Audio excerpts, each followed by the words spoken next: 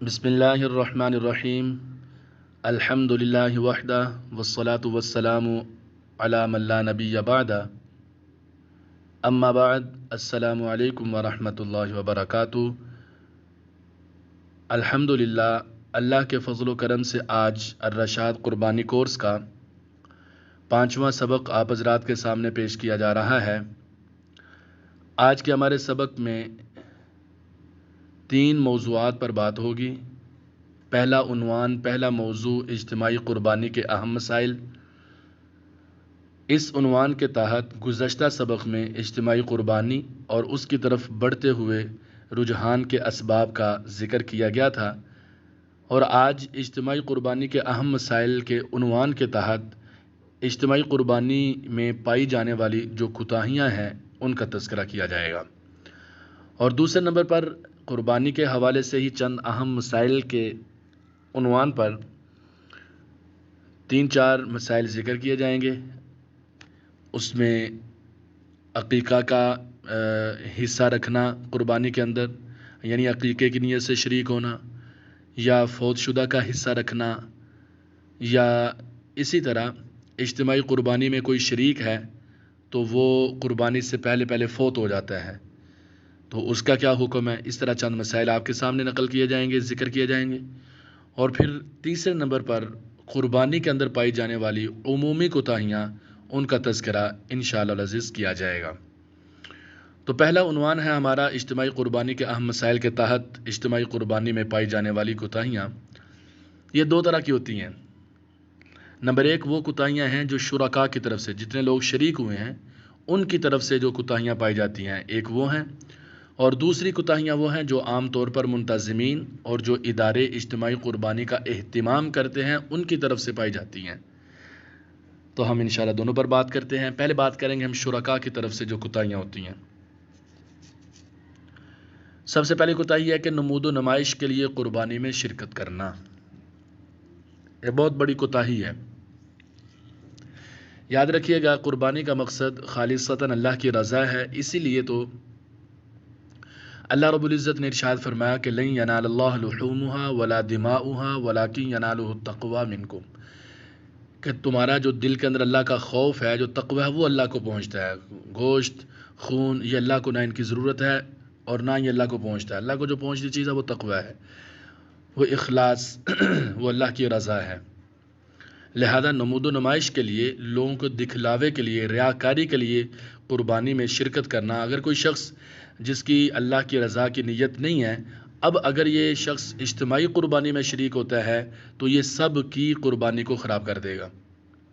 اس لیے اس کوتاہی سے بچنا انتہائی ضروری ہے کہ ہر شریک، اس کا مقصد صرف اور صرف اللہ کی رضا ہو، لوگوں کے اندر دکھلاوا یا اپنے آپ کا یہ کہلوانا کہ یہ بہت سخی آدمی ہے، یہ بہت خرچ کرنے والا آدمی ہے، یا یہ بہت مہنگے جانور قربان کرتا ہے، تو اس طرح کی اگر نیت ہوگی تو پھر یاد رکھیے گا آپ کے ساتھ جتنے بھی دوسرے شرکاء ہیں ان میں سے کسی کی قربانی درست نہیں ہوگی۔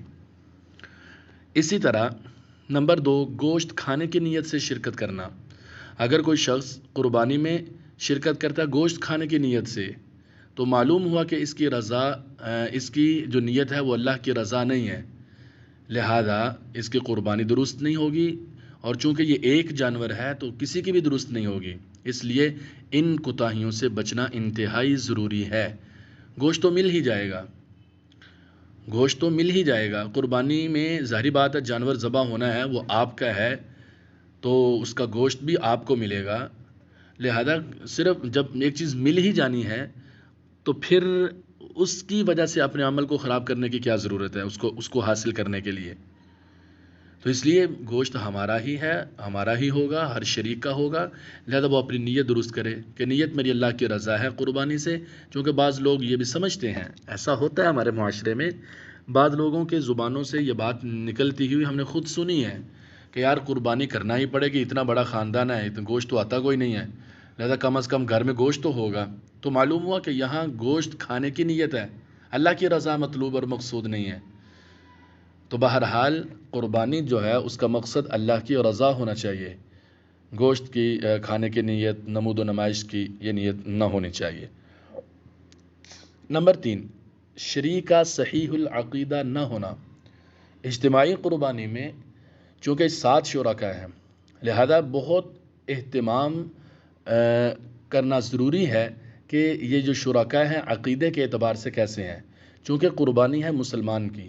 ایک شخص عقیدے کے اعتبار سے وہ درست، اس کا عقیدہ درست نہیں ہے، اتنا خطرناک عقیدہ ہے کہ وہ مسلمان ہی نہیں ہے، تو کسی شریک کی بھی قربانی درست نہیں ہوگی۔ اور عقیدے سے مراد کا مطلب یہ ہے کہ اس کا عقیدہ کفریہ ہو، شرکیہ ہو، کہ اس کے عقیدے میں کفر پایا جاتا ہو یا شرک پایا جاتا ہو، تو اب یہ مسلمان نہیں ہوگا۔ بعض لوگ ایسے ہیں کہ جن کے عقیدے میں کوئی بدعت ہے یا کوئی اس کے علاوہ کوئی اور چھوٹے موٹے گمراہیاں ہیں، تو ایسے لوگوں کو کافر نہیں کہا جا سکتا، ان کے عقائد کو کفریہ یا شرکی عقائد نہیں کہا جا سکتا۔ اگر کوئی شخص ایسا ہے کہ جو کفریہ شرکی عقائد رکھتا ہے، اللہ کی توحید کا قائل نہیں ہے، آپ صلی اللہ علیہ وسلم کی ختم نبوت کا قائل نہیں ہے، اور اسی طرح وہ حضرات صحابہ خاص طور پر شیخین کے وہ کفر کا قائل ہے، تو نعوذ باللہ، یا قرآن کی تحریف کا قائل ہے، یا عائشہ صدیقہ رضی اللہ تعالیٰ عنہ پر تہمت کا قائل ہے، یا اسی طرح جو قرآن کی قطعیات ہیں ان میں سے کسی کا منکر ہے، کہ جو دین میں جو قطعی مسائل ہیں، قطعی احکام ہیں، قطعی عقائد ہیں، ان میں سے کسی کا منکر ہے، تو ایسا شخص مسلمان نہیں ہے۔ جب یہ مسلمان نہیں ہے تو ایسے شخص کو قربانی کے اندر شریک کرنا یہ بالکل درست نہیں ہے۔ اگر کوئی شریک ہو گیا تو کسی کی بھی قربانی درست نہیں ہے، یہ یاد رکھیں۔ تو عقیدے سے مراد کفریہ اور شرکیہ عقائد ہیں، نہ کہ بدعتی عقائد یا اسی طرح گمراہانہ عقائد۔ جی، مال حرام سے قربانی میں حصہ لینا، اس سے پہلے بھی ہم اس پر وضاحت کر چکے ہیں کہ ایک شخص وہ ہے کہ جس کی آمدن بالکل حرام ہے، ٹوٹلی حرام ہے۔ چونکہ اس حوالے سے مال حرام کے حوالے سے، مال کے حوالے سے یہ تفصیل ذہن میں رکھیے گا کہ ایک شخص، اس کے پاس 2 آمدن ہے، ایک حلال کی ہے، ایک حرام کی ہے، تو اس میں اعتبار کیا جاتا ہے غالب کا، اکثر کا، کہ اکثر کون سی ہے۔ اگر اکثر حلال کی ہے تو مال اس کا حلال شمار ہوگا، اور اگر اکثر حرام کی ہے تو اس کا مال حرام شمار ہوگا۔ جس کے پاس اکثر یا ٹوٹل مال حرام ہے، اس مال حرام پر قربانی واجب ہی نہیں ہے، اور جس کے پاس اکثر حلال ہے تو وہ چونکہ سارا مال حلال ہے شمار ہوگا، اس پر قربانی واجب ہوگی۔ اب یہ شخص شرکت کر سکتا ہے، البتہ جو مال حرام والا ہے وہ شرکت نہیں کرے۔ اگر پتہ نہیں ہے آپ کو، شرکاء کو، تو کوئی مسئلہ نہیں ہے، ان کی قربانی ہو جائے گی۔ لیکن اگر ان کو پتہ ہے، جان بوجھ کر اس کو شریک کر رہے ہیں مال حرام والے کو، تو کسی کی قربانی درست نہیں ہے۔ اس لیے یہ مختصر سی 2-4 جو کوتاہیاں ہیں، یہ انتہائی اہم ہیں، اس لیے یہ آپ حضرات کے سامنے ذکر کر دی ہیں۔ اب دوسرے نمبر پر دیکھتے ہیں منتظمین کی طرف سے جو کوتاہیاں ہیں، یہ تو شرکاء کی طرف سے تھی۔ منتظمین اور اداروں کی طرف سے جو کوتاہیاں ہیں، وہ آپ کے سامنے چند اس سے زائد نقل کی گئی ہیں۔ تو ان میں سے پہلی جو ہے، غیر ذمہ دار اداروں اور مسائل سے ناواقف تنظیموں کا اجتماعی قربانی کا اہتمام کرنا۔ پہلی کوتاہی یہ ہے کہ بہت سارے ایسے ادارے ہیں، تنظیمیں ہیں، جو مسائل سے مکمل طور پر واقف ہی نہیں ہیں، ان کو پتہ ہی نہیں ہے کہ اجتماعی قربانی میں کیا کیا باریکیاں ہیں، کس طریقے سے شرکاء کو شریک کرنا ہے، کن کن کو شریک کرنا ہے، اور کس طرح جانوروں کی تعیین ہے، حصوں کی تعیین ہے، سارے معاملات کس طرح ہیں۔ وہ شرعی مسائل کے اعتبار سے وہ بالکل ناواقف ہوتے ہیں۔ تو اب وہ کیسے ناواقف ہیں، آپ سوچ رہے ہوں گے کیسے ناواقف ہیں۔ اس کی آگے 2-4 مثالیں آپ کے سامنے، جب مزید آگے آ رہی نا کوتاہیاں، ان میں 2-4 باتیں آپ کے سامنے آئیں گی، آپ کو اندازہ ہو جائے گا کہ یقیناً ایسا ہے کہ بعض ادارے یا بعض تنظیمیں ایسی ہوتی ہیں کہ جن کو اجتماعی قربانی کے مسائل کا علم نہیں ہوتا، بس وہ اپنے ایک ادارے کی مفاد کے لیے یا کسی اور غرض سے وہ اجتماعی قربانی کا اہتمام کر لیتے ہیں، جبکہ وہ خود بھی گناہگار ہوتے ہیں، اور جنہوں نے حصے لیے ہیں ان کی قربانی کو بھی ضائع کرتے ہیں۔ لہذا اس لیے منتظمین کے لیے یہ ضروری ہے، جو ادارہ بھی یا تنظیم اگر اجتماعی قربانی وہ اپنے ادارے میں، اپنے مدرسے میں، اپنے کسی بھی اس میں اپنے زیر نگرانی اجتماعی قربانی کا اہتمام کرنا چاہتے ہیں، تو ایسے احباب کو چاہیے کہ وہ مکمل طور پر علماء کی نگرانی میں ان سے مسائل پوچھ کر کے اور تمام ترتیبات ان سے پوچھ کر کے پھر یہ عمل شروع کریں۔ جی، دوسری کوتاہی منتظمین کی طرف سے ہوتی ہے کہ وقت سے پہلے قربانی کرنا. مثال کے طور پر ایک شخص باہر سے ہے، تو باہر سے اس نے حصہ ڈالا ہے، تو اب یہاں پاکستان میں تو قربانی کا وقت ہو گیا، وہاں پر ابھی ہوا نہیں ہے. مثال کے طور پہ وہاں پر ابھی ہوا نہیں، تو اب یہاں پر اگر آپ قربانی کریں گے اس کی، جبکہ اس کے ہاں قربانی کا وقت نہیں ہوا، وہ ایک دن ہم سے بعد میں ہے، ابھی ان کے ہاں ایام نہر شروع نہیں ہوئے، اس پر قربانی واجب ہی نہیں ہوئی ہے، تو آپ نے اس پر قربانی، چونکہ قربانی تو تب واجب ہوگی جب ایام نہر یعنی 10 11 12 یہ 3 دن آئیں گے، 10ویں کا دن شروع ہوگا تو قربانی واجب ہوگی. اس سے پہلے ہم قربانی نہیں کر سکتے کسی کی طرف سے بھی. تو اگر کسی ادارے نے کر دی تو اب اس کا وجوب ادا نہ ہوا، چونکہ ابھی اس پر واجب ہی نہیں تھی، آپ نے پہلے کر دی، تو جیسے 10 شروع ہوگی اس کے ہاں تو اس پر قربانی دوبارہ واجب ہو جائے گی.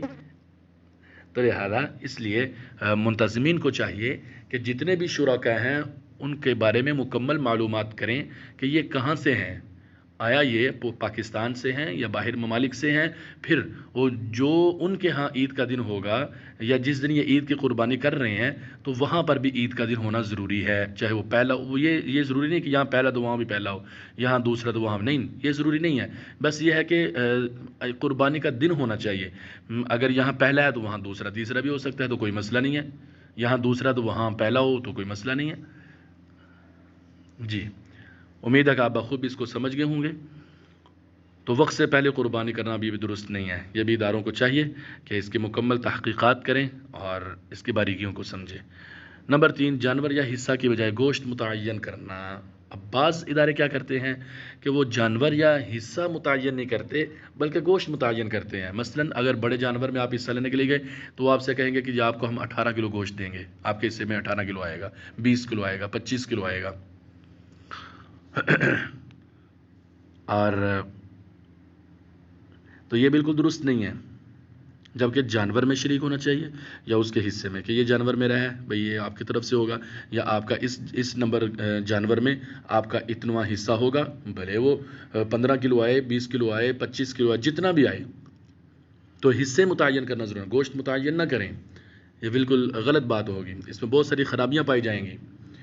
تو اس لیے اداروں کو چاہیے کہ وہ شریعت کے مطابق شرکاء کے حصے متعین کریں کہ اتنے حصے اس کے ہیں، اتنے حصے، اپنے ساری ڈیٹیل اپنے پاس رکھ لیں. پھر جب جانور خرید لیں تو آخر میں آ کر کے وہ جانوروں کو متعین کر لیں کہ یہ پہلا ہے، یہ دوسرا، یہ تیسرا ہے. جب یہ جانور طے کر لیں گے پہلا دوسرا تو ہر ایک کے حصے متعین ہو جائیں گے. اب ہر ایک اپنے حصے سے اس کو اطلاع کر دی جائے، اپنے حصے کا وہ گوشت لے جائے گا، وہ جتنا بھی بنے. جی. نمبر 4 یہ ہے کہ بعض منتظمین، بعض ادارے کیا کرتے ہیں، لوگوں سے پیسے تو لے لیتے ہیں لیکن وہ پیسے بچانے کی غرض سے بہت سستے کمزور جانور خریدتے ہیں. تو یہ بالکل درست نہیں ہے. جو پیسے شرکاء کے آپ کے پاس آئے ہیں وہ امانت ہیں، اب وہ صرف اور صرف قربانی میں اور اس کی ضروریات میں خرچ ہوں گے. اگر وہاں سے پیسے کسی صورت میں بچتے ہیں تو وہ ان کی امانت ہے، آپ کو واپس کرنا ضروری ہوگا. اگر آپ اپنے پاس رکھتے ہیں، اپنے استعمال میں لاتے ہیں تو یہ بالکل درست نہیں ہے، یہ جائز نہیں ہے. جی. جانور ذبح کرنے کے بعد کسی کو شریک کرنا. اب ہوتا کیا ہے، ہوا یہ مثال کے طور پر بعض ادارے ایسے کرتے ہیں، ایک جانور ذبح کر لیا، اس کا شریک نہیں آیا، جو اس میں شریک تھا وہ بھی پہنچا نہیں، تو دوسرا آدمی آ جاتا ہے کہ جی میں بھی حصہ لینا چاہتا تھا، نہیں لے سکا. اب وہ کہتا ہے چلو یہ حصہ آپ کا ہو گیا، آپ لے جاؤ. یعنی جانور ذبح کرنے کے بعد آپ کسی دوسرے کو شریک نہیں کر سکتے ہو. جو شرکاء ہیں وہی اب متعین ہو چکے ہیں، انہی کے نام پر یہ قربانی ہو چکی ہے، اب یہ انہی کی طرف سے، اب یہ کسی اور کی طرف سے نہیں بنے گی. کیونکہ اصل تو ہے احراق دم، خون کا بہانا. خون جو بہایا گیا وہ ان کی نیت سے بہایا گیا ہے، اصل مقصد گوشت نہیں ہے. لہذا یہ تو گوشت میں شریک کرنے والی بات ہے، جبکہ گوشت میں نہیں، جانور میں شریک ہوتا ہے، خون بہانے میں شریک کیا جاتا ہے کہ ان کی طرف سے خون بہایا جائے گا. تو بہرحال یہ بھی یاد رکھیے گا کہ اگر کوئی شریک نہیں آیا تو اس کا کوئی اور بندوبست کیا جاوے، کسی اور کو شریک اس میں نہ کیا جاوے. جی. چھوٹے جانور بکرے وغیرہ میں 2 آدمیوں کو شریک کرنا. بسا اوقات ایسا ہوتا ہے کہ جس طرح کے اوپر بات گزری کہ گوشت متعین کرنا حصے کے بجائے، اب بعض لوگ کیا کرتے ہیں، بعض لوگ یہ کرتے ہیں کہ وہ حصے متعین نہیں کرتے بلکہ وہ گوشت متعین کرتے ہیں کہ بھائی آپ کو اتنا گوشت ملے گا. مثال کے طور پر اب وہ بڑا جانور ہے تو اب وہ کیا کرتے ہیں، جی آپ کو 20 کلو گوشت ملے گا، 20 کلو حصہ ہے مثال کے طور پر. اب وہ ایک بڑا جانور ہے جس میں اچھا خاصا گوشت ہے 5-6 من. اب جب اس کو کیا تو اب جب 20-20-20 تو وہ کتنے سے 8-9 حصے بن گئے. اب انہوں نے کیا کرنا ہے, اب اسی جانور میں سے 8-9 بندوں کو گوشت دے دینا ہے. معلوم ہوا کہ اس جانور میں 8-9 بندے شریک ہو گئے, جبکہ بڑے جانور میں 7 سے زیادہ شریک ہی نہیں ہو سکتے. یا اسی طرح بعض جو برانڈ ہیں ان کی طرف سے دارالفتاؤں میں سوال آیا ہے کہ ہم ایسا کرتے ہیں کہ ایک جو ہم گوشت میں چھوٹے مثال کے طور پر بکرے میں لوگ کہتے ہیں ہم بکرا کریں گے, ہماری طرف سے آپ بکرا کریں, تو ہم کہتے ہیں ٹھیک ہے جی 10 کلو 12 کلو کا بکرا آپ کو ہم کر دیں گے, یا 20 کلو کا مثال کے طور پر ہم 15-20 کلو کا کر دیں گے. اب وہ گوشت متعین کر دیا کہ اتنا گوشت ہوگا آپ کو مل جائے گا. اب وہ کیا کرتے ہیں, اگر 10-10 کی ہے 10-10 گوشت والے 2 بندے ہیں تو وہ کیا کرتے ہیں 2 جانور کرنے کی بجائے اس پر وقت بھی لگے گا, خرچہ بھی زیادہ آئے گا, وہ 20 کلو کا ایک جانور کر دیتے ہیں چھوٹا بکرا. اب اس میں دونوں کو 10-10 کلو گوشت دے دیا. اب اس صورت میں لازم یہ آیا کہ یہ کیا ہوا, یہ تو اس میں ہے چھوٹے جانور میں 2 کو شریک کر لیا, حالانکہ آپ کو معلوم ہے کہ چھوٹے جانور میں تو صرف ایک شریک ہو سکتا, دوسرا تو ہو ہی نہیں سکتا. تو یہ بھی بہت بڑی کوتاہی ہے جی. اسی طرح گوشت کو خلط ملط کرنا. دیکھیں جب آپ نے 7 شرکاء کو متعین کیا ہوا ہے تو اب ان کا جو حصے کا گوشت ہے آپ ان کو بالکل علیحدہ علیحدہ رکھیں گے. آپ کے لیے سب کو مکس کرنا ضروری نہیں ہے. اب ایک جانور کے جو 7 حصے ہیں اور دوسرے کے, اب ان دونوں کو اب کے بعض لوگ کیا کرتے ہیں مکس کر دیتے ہیں. نہیں بھائی, ایسا نہیں ہے. ہر جانور کے 7 حصے علیحدہ علیحدہ ہونا چاہیے. ایک جانور کا گوشت دوسرے کے ساتھ خلط ملط نہیں ہونا چاہیے. بعض لوگ گوشت کو بنیاد بناتے ہیں, پھر وہ خلط ملط کر کے جتنا بھی ہوتا ہے چونکہ انہوں نے گوشت دینا ہوتا ہے تو یہ بہت بڑی خرابی لازم آتی ہے. تو اس لیے گوشت کو بھی متعین نہیں کیا جا سکتا اور گوشت کو خلط ملط بھی نہیں کیا جا سکتا. اچھا بعض اوقات ایسا ہوتا ہے کہ خراب گوشت کو صحیح گوشت کے ساتھ تبدیل کر دیتے ہیں, کہ ان کے پاس مطلب کہ شریک تھا, وہ تھوڑا لیٹ ہوا, گوشت پڑا خراب ہو گیا, اب اس خراب کے اس کو صحیح کے ساتھ اب ادھر سے اٹھایا, تھوڑا ادھر سے اٹھایا, دوسرے کے حصوں سے اٹھایا, وہ صحیح گوشت کے ساتھ اس کو تبدیل کر دیا. یہ بالکل جائز نہیں ہے بھائی. وہ ان کی امانت ہے, وہ انہی کا ہے.